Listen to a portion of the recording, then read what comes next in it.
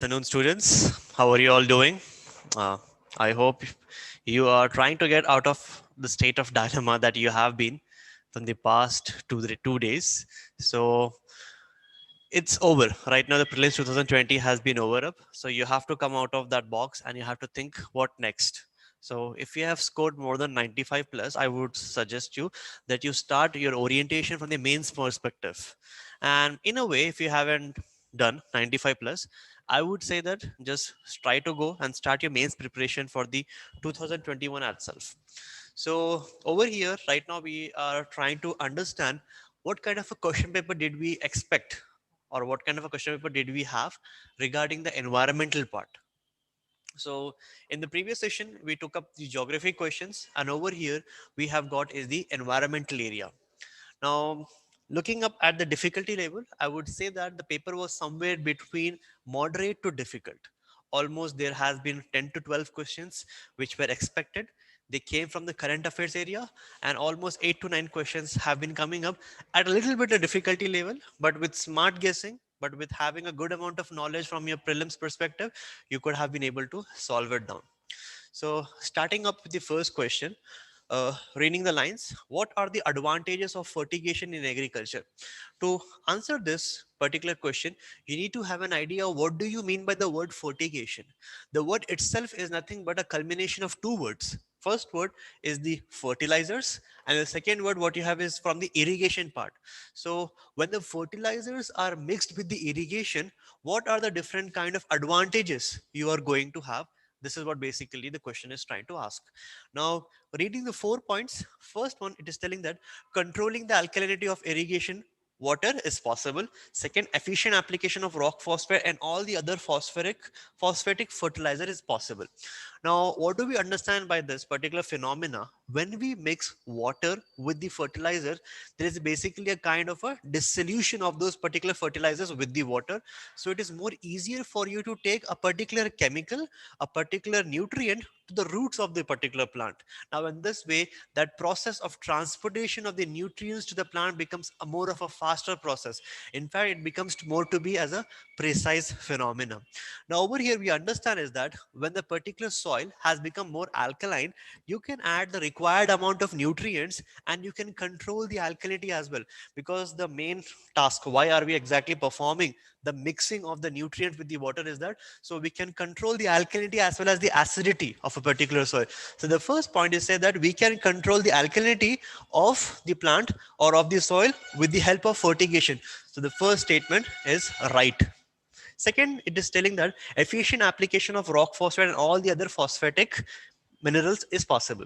Now you need to remember over here is that rock phosphate is one of those kind of a minerals which is insoluble in water. Basically, it does not get dissolved. So when there is no dissolution that is taking place, the main concept of fertigation is being lost. Why are we performing fertigation? So we can mix minerals with the water. But we remember that rock phosphates is something which is insoluble.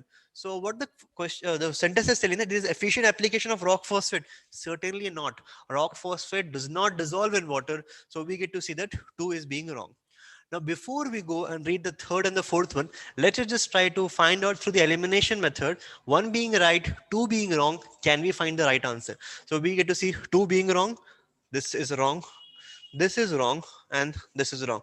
So we're doing just one particular about the rock phosphate, we get to know that the third answer or the C is basically right. Looking at the third, increase availability of the nutrients to the plant is possible. Certainly, yes. Why there's an increase in the amount of nutrition available? Why? Because when you add fertilizers to the top layer, basically the availability will be there, but that will be somewhat in a limited way. But when you are mixing it water, it gets downwards. So basically, there's a more direct precision that you can come up for the fertilizers when you mix up. So there is an increased availability of the nutrients that will be there. Reduction in the leaching of the chemical nutrients possible. Certainly, yes. When the material is present in the subsurface areas, there is a more larger amount of leaching that takes place. So we get to see that there will be a reduction in the amount of leaching as well. So the right answer is 1, 3, and 4. Moving to the next one, we have got with reference to chemical fertilizers in India. This is basically talking about in reference to chemical fertilizer. Consider the following statements. Now, read the 1 2 3 statement. At present, the retail price of the chemical fertilizer is market driven and it is not administered by the government. Now, if you just look at this one particular line, it is trying to say that the chemical fertilizer market has not been controlled by the government. It has been kept openly in the free market. We'll talk about it later on. Second, we get to see ammonia, which is an input of urea, is produced from the natural gas. Now we get to know that oil and gas companies, natural gas companies are the one that produces number of byproducts. And one of them is ammonia, certainly yes. Ammonia is also a byproduct. Urea is also one of the byproducts which is being brought from the ammonia. We know sulfur is also one of the byproducts which we are having up.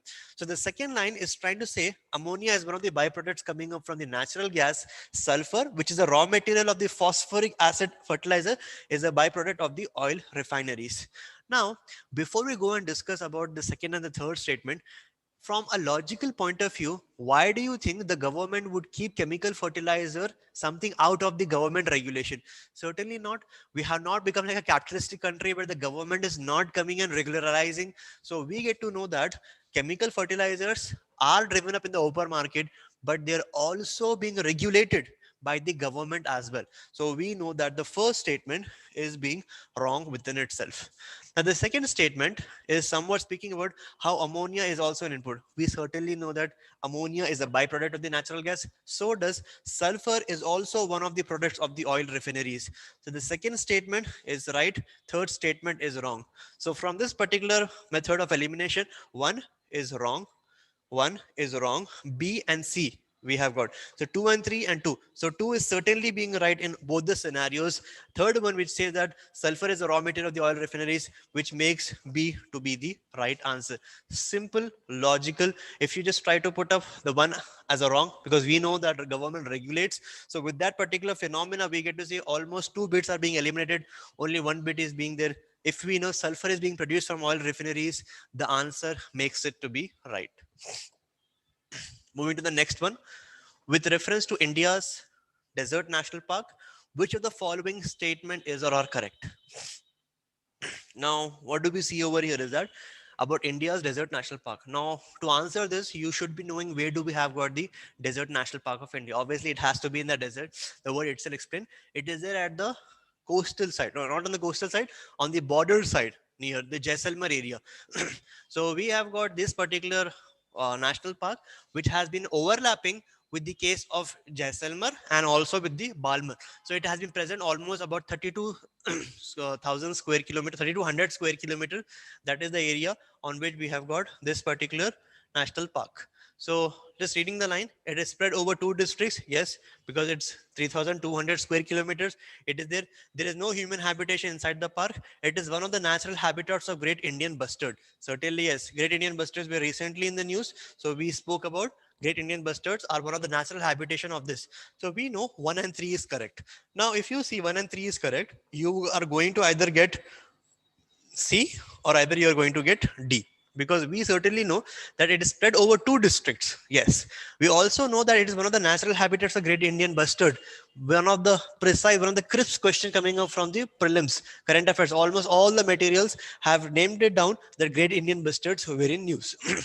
Now coming up to the second, no human habitation inside the park is there. Now, now looking at this one particular phenomena, what are we basically talking about? If you know the differences of a national park and a biosphere reserve, what exactly, which areas are called to be as a national park, and what is the difference between national park and a biosphere reserve? Biosphere reserves are like the greater areas. Now within one biosphere reserves, we can have a multiple different national parks, we can have multiple different wildlife sanctuaries, and all of this makes it to be like a what it is called to be as a biosphere reserve. But whenever we're talking about a national park, it is one of the defined areas where there is no human activity which is being allowed. So over here, in the case of national parks, human activities have been prohibited. Human settlements are not being entertained. So grazing, cattling, fishing, and all the other activities have been prohibited. So we know that within, if we are talking about a national park, human activities are basically absent. So there is no human habitation inside the park. The second answer is also right. So over here, we get to see that right answer is the D. 1, 2, and 3. All of them are correct. Moving to the next. Consider the following statement: 36% of India's districts are classified as overexploited or critical by the central government water authority. Now, if you look within the case of Hindu newspaper, within the case of Down to Earth magazine, commonly we have been talking about Central Groundwater Authority, one of the important organizations that has been kept up.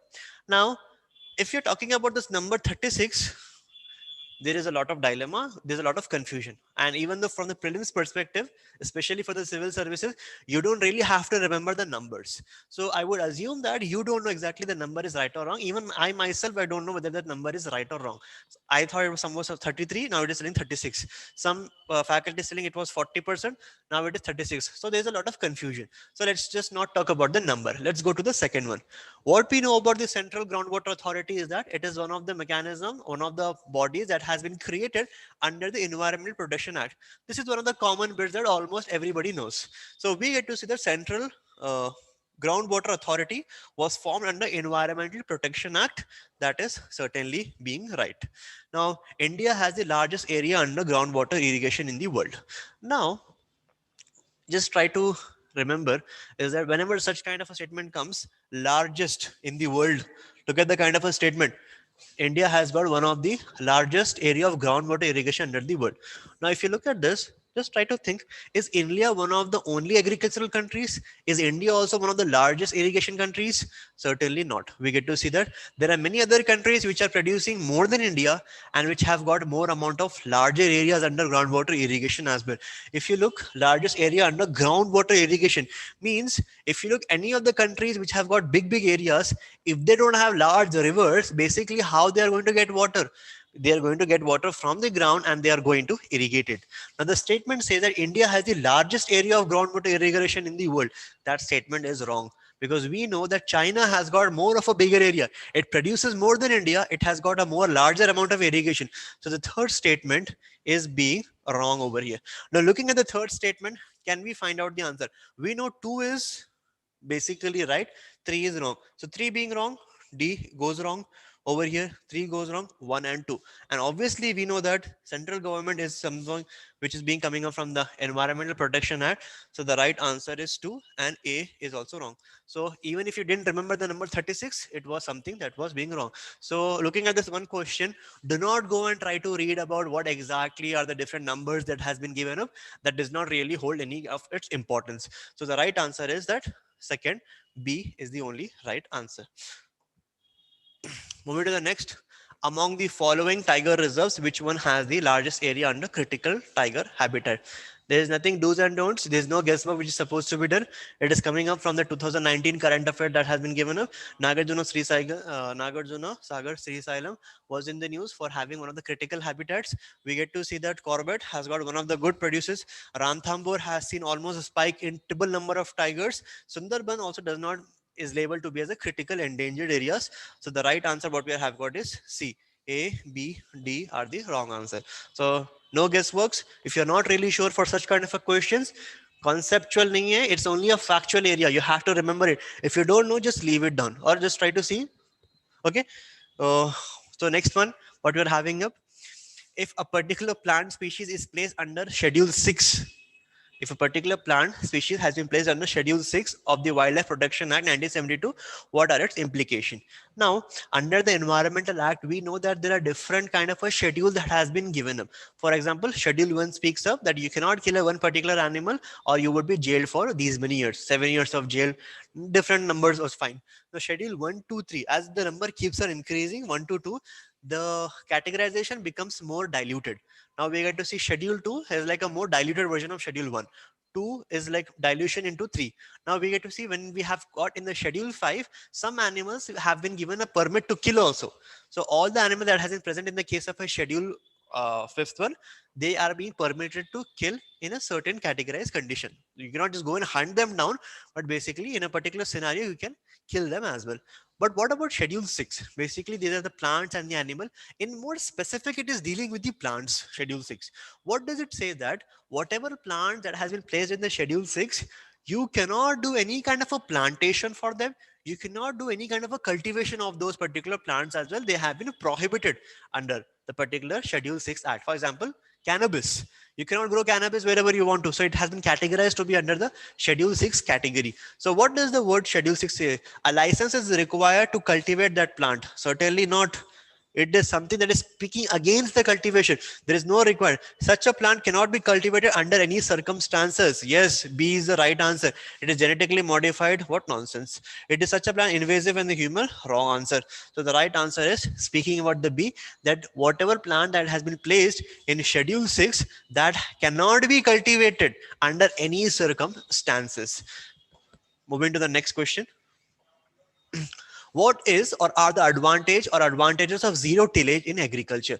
Now the word is speaking about what are the advantages and disadvantages. See, what I am able to understand is that whenever we are talking about any particular phenomena, for example, you're preparing for the next year prelims, or for the ones who are preparing for the mains, one thing you need to remember is that, for example, whatever things are coming up in your reading line, just try to find out what are the advantages, why should we do it, or why should we not do it. So balancing these advantages and disadvantages is very much important. First of all, you should know what is that one particular phenomena. For example, you should know what do you mean by zero tillage. Even for your mains understanding, you should be knowing what do you mean by zero tillage. Right beneath that, you should know why should we do zero tillage. It should be like, why should we do zero tillage? Or it can be also like, what are the advantages of zero tillage?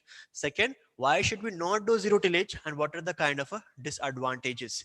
Now, in this way, what are the kind of so in this way, try to balance all the phenomena, all the concepts that you're learning of in the terms of advantages and disadvantages. This is somewhat like a mains kind of a question that they have given different kind of a points and they're asking you to choose the right one. So whenever we are talking about any phenomena over here, we need to remember is that if we know about zero tillage, we should know why it is being done. And at the same time, if a question is supposed to be eliminated, for example, we have got A, B, C, D. If we know that D is the wrong answer, it cannot be a dilemmatic answer. It cannot be like right or wrong. No, it is supposed to be completely negative answer. If there is any kind of a doubt that you're having of, basically that would be considered to be the right answer. So in this category of advantages, disadvantages, if it is disadvantages, it is a very well known or well written kind of a disadvantage. So let's just try to find out what do you mean by zero tillage. Before we do any kind of a farming, farmer basically digs up and they create something like a bump. A kind of a dig is being created. You sow the seed inside the dig and you cover it up. So basically creating this digging up is it's called to be as a tillage. Now the word itself says zero tillage, means no tillage or nil tillage. Those are the different words that we use up. What are the advantages of doing zero tillage? See, first slide. Sowing on the wheat is possible without burning the residue of the previous crop. Now, one of the biggest problem what we have is the stubble burning within the case of Delhi winters. Why Delhi has got so strong polluted winter? It is because of the Punjab and the Haryana areas. They are trying to go for the winter crops. So what do? So whatever residue that was being left, they try to burn it down. That smoke comes up, settles in Delhi. This is what we all of us know. Now, what do we see over here is that whenever we are trying to burn the crop, why? Because the tillage is supposed to be avoided. Farmers are having just 10 to 12 days to sow the particular seed, so they cannot do the complete tillage for these thousands and lakhs of hectares. What are they going to do? They are just going to burn up the residue. That burning of the residue is working up like a zero tillage. Now what are the advantages of zero tillage? Sowing of the wheat, basically a winter crop, can be possible without burning? Absolutely not. In fact, we are sowing the seed with burning the residue of the previous crop. So in this way, zero tillage is being provided with burning, and the question say without burning. That is being wrong. Next, without the need for the nursery of rice saplings, direct planting of the paddy seeds can be done in a wet soil. It is saying that if you don't perform zero tillage, you can directly sow the rice seed within the case of the wet soil. No. If you remember why rice cultivation is called as paddy cultivation, because if we want to see how the rice cultivation is being done, a small amount of water has been taken up, almost 1 to 1.5 feet, and within that we grow the rice sapling within that. It cannot be done directly into the soil. The soil has not to be wet. It is supposed to be completely drenched in water. So the over here it is saying wet soil. No, it is supposed to be drenched soil. So without the need of the nursery of rice sapling, direct planting of the paddy seeds can be done directly in the wet soil. No, it is supposed to to be done in a paddy soil in a form of a paddy cultivation only. Rice cannot be grown by growing the rice sapling within the case of wet soil. The second is also being wrong. Now over here, 1 and 2 both are being wrong. So this makes it to be the wrong answer, 1 and 2. We have got 2 over here, so this is also wrong. 1, 2 and 3, even this is wrong. So the third says that carbon sequestration is possible. So over here, zero tillage, that when you don't move the soil, the carbon sink will be coming up in those areas as well. So we know that carbon sequestration will also certainly take place. So that makes the third to be the right answer, which makes it C is the right answer for this particular advantages of zero tillage. Next, according to India's national policy on biofuels, which of the following can be used as a raw material for the production of the biofuels? So we are talking about biofuels, and we're also talking about the scope of biofuels. Means, what do you mean by biofuels in simple words? Biofuels means whatever kind of a biological product we are having up, we are trying to burn it down, and the energy which is being produced after that burning, we are trying to store it down and we are trying to use it like a fuel. Now, for example, if you're using gobar gas as a fuel, it is a biofuel. It is a biological product that is being burnt up and used up like a fuel. Now we know what do you mean by biofuel. At the same time, government also is trying to give you a prescription. Means what all the different components we can use it to produce the biofuel. Now, what does the government say is that almost every year, 40,000 crores of production from the agriculture is being brought up. When it is being brought up, what do we see over here? That, for example, rotten agricultural fields are being there. Take those rotten material, burn it down, and the fuel which is being produced after that burning up will be categorized to be as a biofuel. Now, over here, what did the government say is that, first of all the agricultural products that has been dumped down means something that has been rotten up with means a rotten rice field, a rotten wet field, a rotten vegetable that can be present, those are the one which is being taken up. At the same time, those particular crops which has got sugar as a component within itself can also be used it. Now over here we have got different categorization, 1, 2, 3, 4 generations of biofuel. We are not talking about that, we are just talking about which particular material can be used up. What did the government say? Rotten fields, at the same time sugar based products. These 2 points you need to remember it down. If you remember these 2 points, we can solve the next coming. So what are the Indian national policy and which of the following can be used as a raw material? So to produce the biofuel, first cassava, certainly yes, one of the famous material that has been used for biofuel. Second, damaged wheat grains, isn't it? I told us rotten but crops, so we get to see rotten damaged crop are also being used as well. What more do you get to see? Groundnuts, horse ground, rotten potatoes, and sugar beet. Now 3, 4, 5, 6 is creating a little bit of confusion. Now just try to see that what all the other things that could be used up. Sugar based products are the one which has been prescribed, so we get to see 1, 2 and 6 is somewhere. Sugar beet has got particular sugar. Now, if you see 1, 2, and 6, basically over here you have got 1, 2, and 6. So this is wrong. You don't have 2 over here. 1, 2, and 6. So either it can be A or either it can be D. Now this particular makes it to be the wrong. Next, what do we have got? Groundnuts, horse ground, rotten potatoes. Now we see that rotten potatoes are also having certain amount of sugar which is being present. So that makes 1, 2, 5, and 6. Now looking at groundnuts and the horse gram. Now horse gram is one of the material that has been present. The pulses are not being used. Why? Because pulses have not got minimum amount of water content within it. With minimal amount of water content, it is also having least amount of sugar which is being available. So you have got minimal water, minimal sugar content, which is not being suitable. So in fact, it is going to create more amount of carbon, more energy is being required than what is being produced. So groundnut is the wrong answer. Horse gram is also one of the products which is coming up from the kind of a pulses. So pulses are not being used to create biofuels. So 3 and 4 are the wrong answer. So 3 and 4 is the wrong answer. So the right answer what you're having is 1, 2, 5, and 6. So remembering the point, it should have sugar or it should be a kind of a deteriorated crop. So these 2 points will help you to understand. It is a little bit moderate to difficult kind of a question. I wouldn't say directly it is to the point. So if you have got the right answer, 1, 2, and 5, and 6, pretty good luck with your guesswork. Next, which one of the following statements best describes the term social cost of carbon? Now, what do you mean by the word social cost of carbon?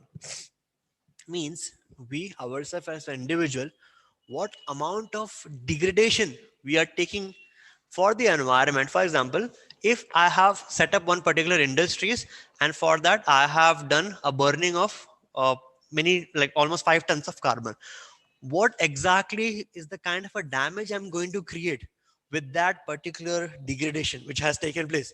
So social cost of carbon is that what is the kind of an impact that I have created on the society with my carbon contribution.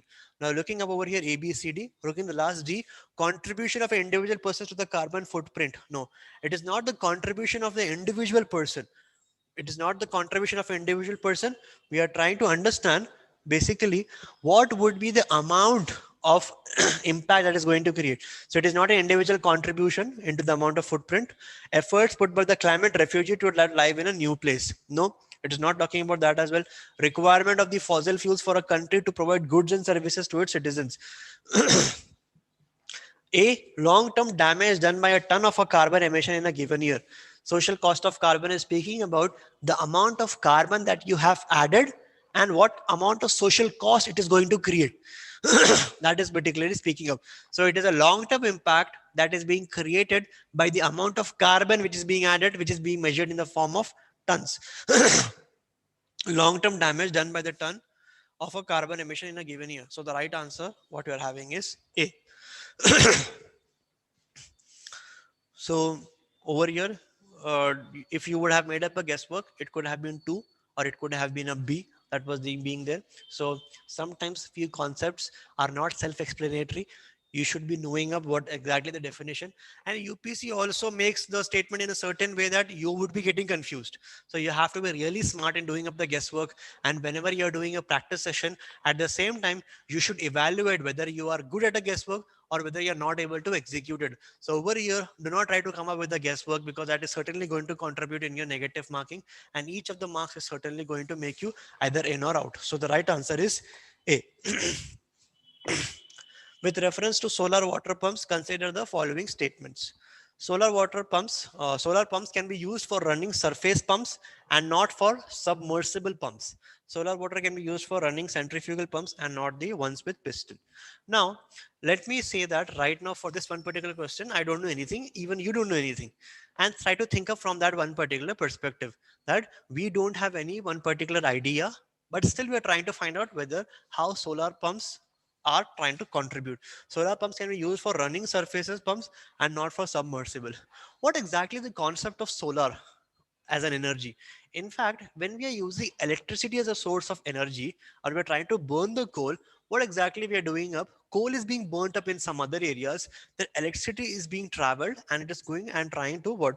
It's running that one particular motor which is being there. So electricity is the source and the water pump is running up.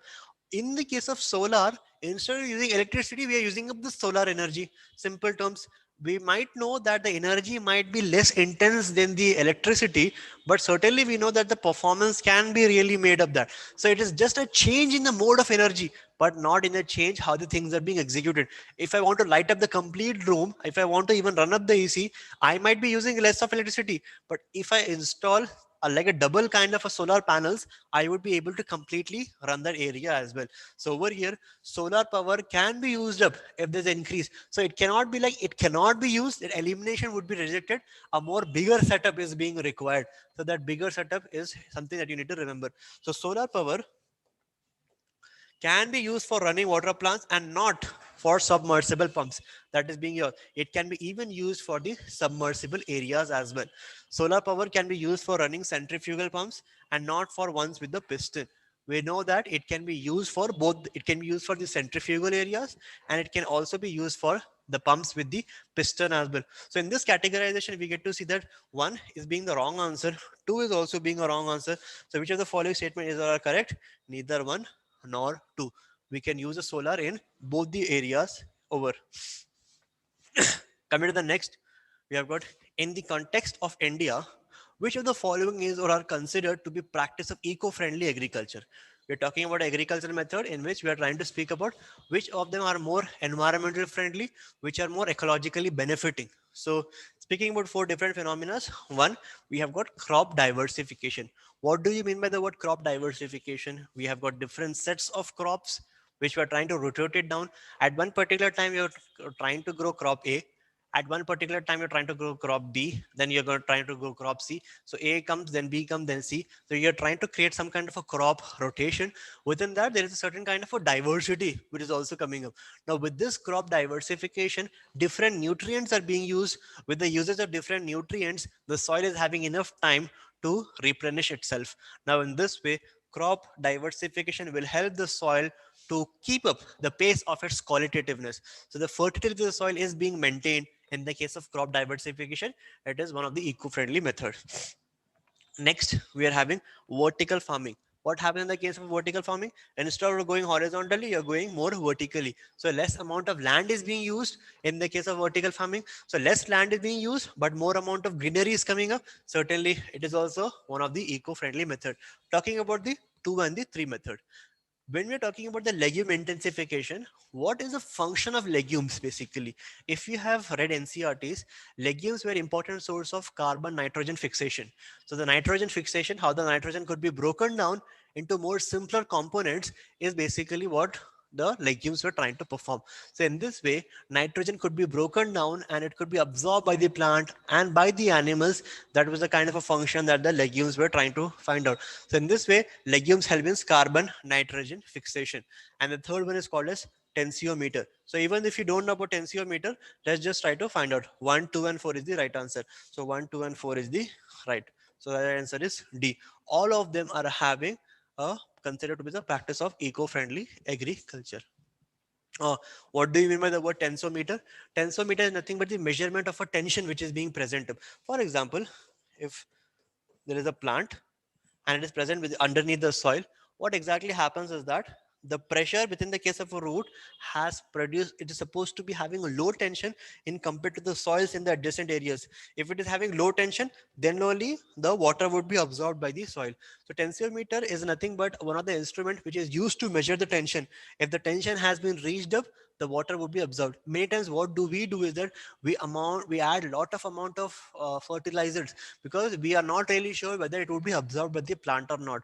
Different roots, different tension level has got different types of absorbability. So based upon that one particular tensometer, we can really judge what would be the amount of fertilizer that is being required. In that, we can have more of a conservative method. We can have less of infertility. We can have less of a eco-friendly environmental degradation method. So over here, 1, 2, 3, 4, all of them are eco-friendly methods of agriculture.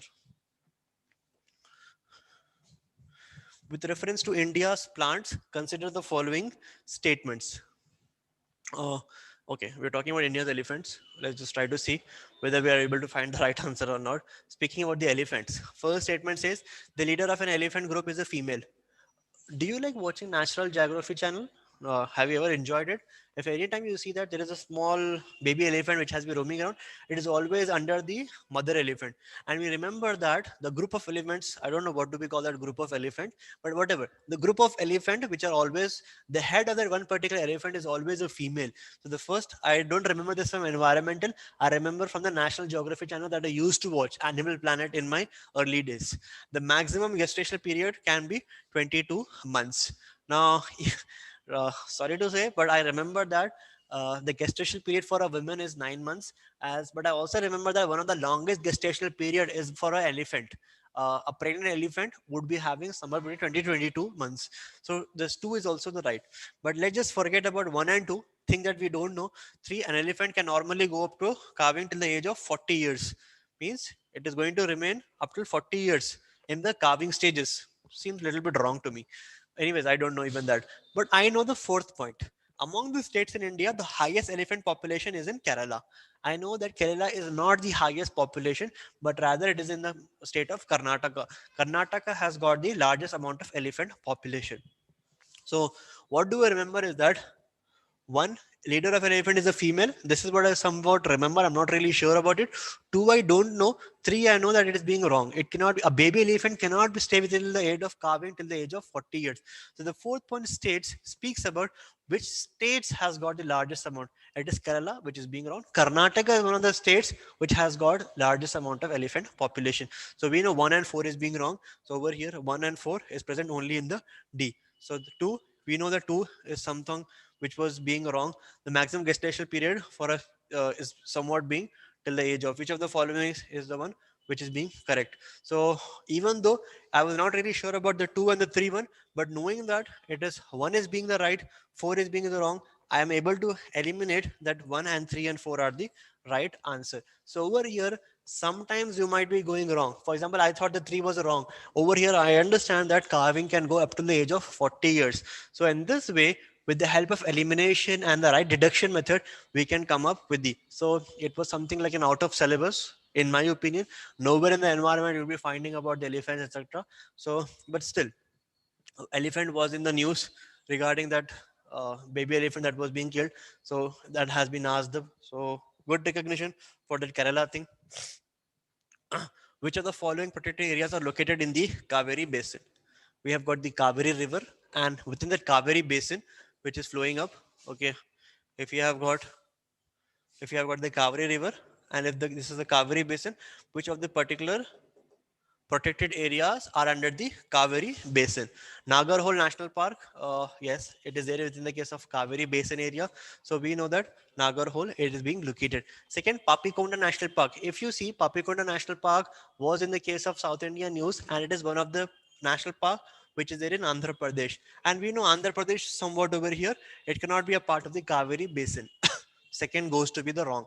So one being right, two being wrong. Let's just find out. So over here, two is wrong,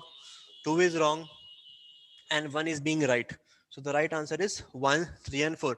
Satyamangalam, Wayanad, both of them are present within the case of Kaveri Basin. So A, B, and D are wrong. C is the right answer.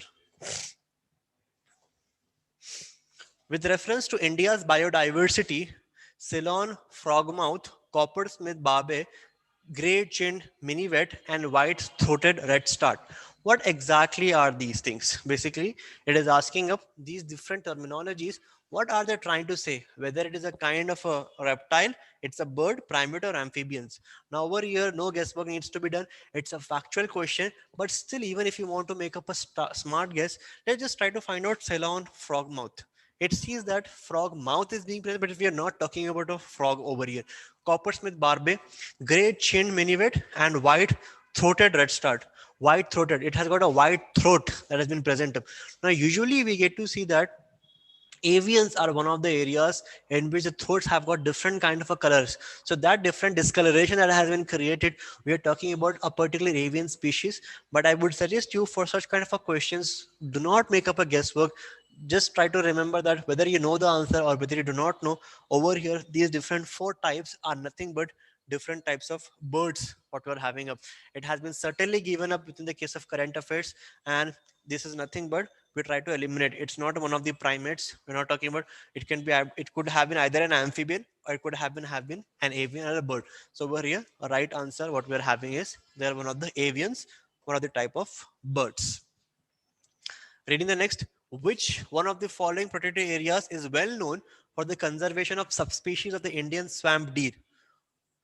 Which places have got this particular species of swamp deer, also called to be as Barasinga, that thrives well on the hard ground and is exclusively graminivorous, is exclusively feeding on grasses only, and it is present on the hard ground. Now, when I'm speaking about gramivorous, they're only being fed on the grasses and they're present on the hard ground like areas. Now, when you're speaking about the hard ground, that areas are supposed to have a less amount of rainfall. The vegetation should also be somewhat like a thorny kind of a forest or a deciduous kind of a forest. Where if we have got a hard ground, means rainfall is being lesser than expected. If it is present in the Grammy forest, it is somewhat like a tropical kind of a forest, somewhat like a thorny kind of a forest. Now let's just try to find out what we're talking about. First one we have got is the Kanha National Park. Second one we have got is Manas National Park.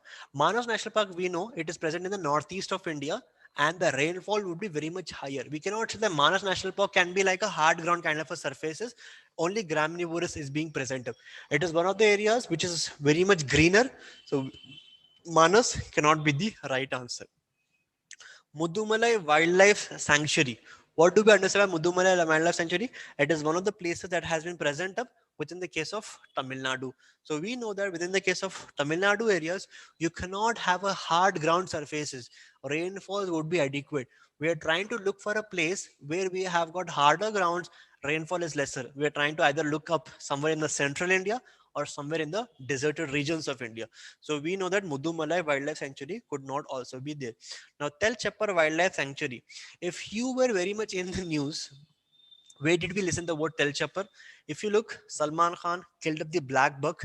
In which particular natural area that he has killed that one particular wildlife? So black buck is one of the important deeds which has been associated to the Tal Chapar. But we're not talking about a black buck, we're talking about Barasingha. So Tal Chapar is associated for the black buck and its conservation.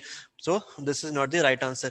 So the right answer what you have got is Kanha National Park, where it has been present up was in the case of Madhya Pradesh. Moving to the next, you have got steel slag can be the material for which of the following. Now, what do you mean by the word steel slag? Now, steel slag is nothing but a kind of a byproduct that has been produced of from the steel industries. So, those kind of a residues, a byproduct which has been brought up from the steel industries is being, it is basically one of the kind of inorganic mineral that is being used up, and they are being used up in the multiple areas. It was there in the current affairs. It was expected that for you to read it in a very detailed manner, what could be the uses of this steel slag. So yes, we know that it has been used up within the case of construction of the base road, that particular material, production of the cement, yes, it is being used. One point to remember is that it is also being used as an improvement of the agricultural soil as well. It is one of the inorganic material that has been used up in the lower areas. So to improve the water retention of the soil, steel slag is also being used. So 1, 2, and 3, all of the three are the right answer, and that is the particular use of the steel slag. Which of the following are the most likely places to find the musk deer in its natural habitat? We're talking about the musk deer. It is also called by the white-bellied musk deer. Now, this particular deer is basically seen in the alpine regions. What do you mean by alpine regions? You have got the mountain forest areas in the top hilly areas where you get certain kind of a snowfall, where you have a temperature less than 10 degrees Celsius. Those kind of an alpine regions in the hill stations, we get to see that musk deer is being found. Now, if you remember, where do we have got this white-bellied musk deer? It is present in the alpine region only. Now, now we get to see that Ascot Wildlife Sanctuary. I'm not really sure about that right now. Second, I want to speak about Gangotri National Park. It is there within the case of Gangotri Valley region, from where exactly the river Bhagirathi starts. Now, Gangotri National Park is there in the alpine region. Let's just try to see that. Okay, this could be right. Okay, speaking about the third one, Kishanpur Wildlife Sanctuary. It is present within the case of Uttar Pradesh. Uttar Pradesh has got no alpine kind of a forest. So 3 is being wrong. Manas National Park is also one of the national park within the case of northwest of India, northeast of India, somewhere near the Meghalaya region. So we know that 3 and 4 are also being wrong. So we know 3 and 4 is being wrong, 3 is wrong, 4 is wrong, 3 and 4 both are wrong. So the right answer what you have got is 1 and 2. So over here, knowing where particular one day is being present, you don't have to remember all of them. Basically, you have to decide that it cannot be in the case of a Kishanpur, it cannot be in the case of a Manas. If you eliminate 3 and 4, the right answer what we get is Ascot and the Gangotri national areas. In rural road construction, the use of which of the following is preferred for ensuring environmental sustainability? We want to use up a material for the road construction in the rural areas. Okay, so basically we need to find up a material which has been present in very wider scope of India, because we are talking about not this road construction, in rural road construction. So it is present in the all over the India. We want to use a material which is supposed to be environmental friendly, and or to also to reduce the carbon footprint as well. It should be environmental friendly and the carbon should also be reduced. So what do we understand over here is that which of the material is being used? Copper slag, cold mix asphalt, geotextile, hot mix asphalt technology, Portland cement. So when we have got Portland cement as one of the methods, Do you think it is an environmental sustainable material? Certainly not. It is one of the materials that degrades the environment. So 5 cannot be. So based on that one particular, we try to eliminate 1 and 5 and 4 and 5. So you have got 1, 2, 3, 4 over here. So either over here overlapping is 2 and 3, over here 2 and 3, 4 and 1. Speaking about the 4 and 1. Copper slag is one material, hot mix asphalt. Regular method of trying to build up a road is the hot mix asphalt technology. Copper slag.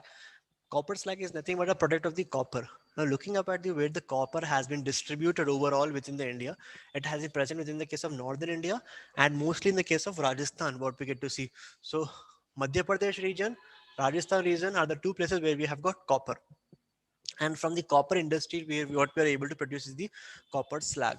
So, one particular product that has been defined or seen only in the limited area of India, do you think copper, which is being found in a limited area, can be used up in the rural road construction within the case of an Indian landscape? Certainly not. So one cannot be the right answer. So the right answer will be 2, 3, and 4 that is being used up. So hot mix asphalt, geotextile, cold mix asphalts are one of the environmental sustainable carbon reducing footprints for the use for the rural road construction. So over here what we are trying to see over is that with the help of elimination 1 and 5 being wrong, we get the right answer. Not an easy elimination method, it is being difficult, but still, but with smarter way of working, Portland was an easy to eliminate, but copper slag, you need to think where it is being present of, can it be used for the whole of India? This is what you need to think of. It cannot be used for whole of India, and that's how we try to eliminate the copper slag. Consider the following statements. Which of the following above is or are correct? Now we see coal ash contains arsenic, lead, and mercury. Now, one of the problems of thermal coal plants is that it is having a number of byproducts which are being released in the environment, which is also creating a kind of a pollution, poisonous pollution.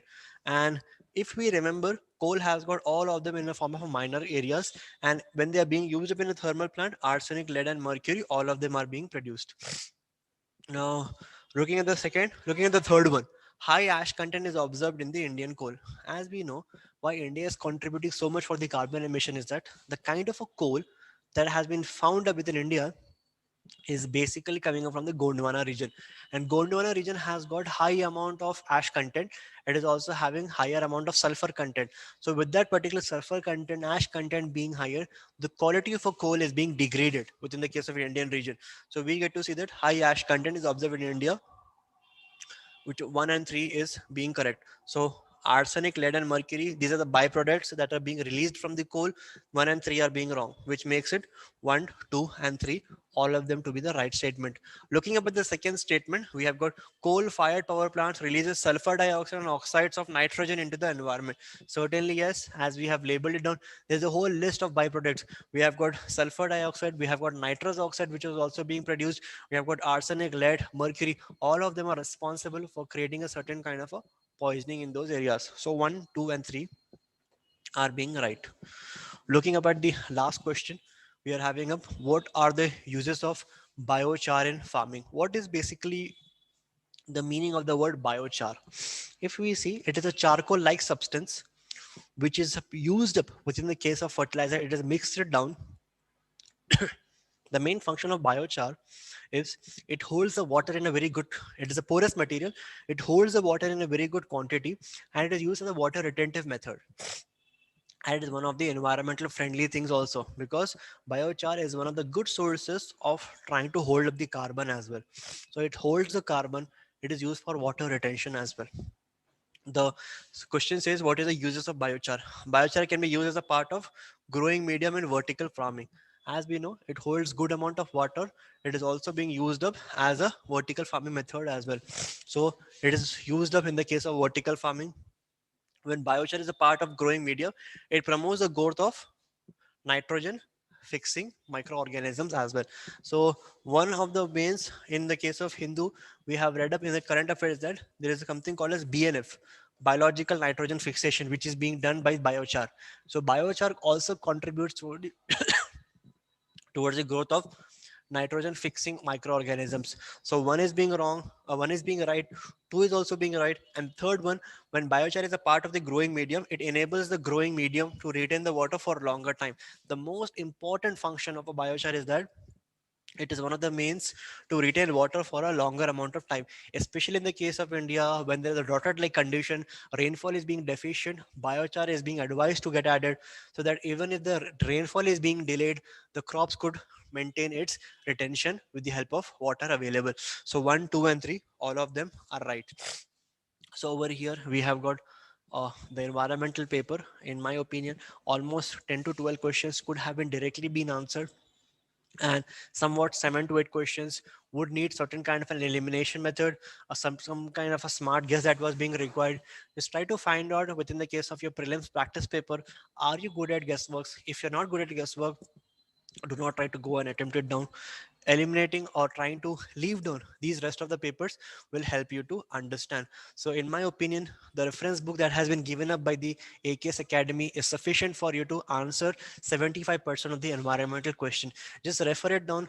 Almost that all of the questions have been covered up within these materials. So over here you have got the environmental areas. In the previous section we took up the geographical areas. So geography and environment is a strong content for you to clear your prelims exam. So stay optimistic, start your mains preparation either for the upcoming mains exam or for the next year. So stay positive, don't lose hope, and do well. All the best.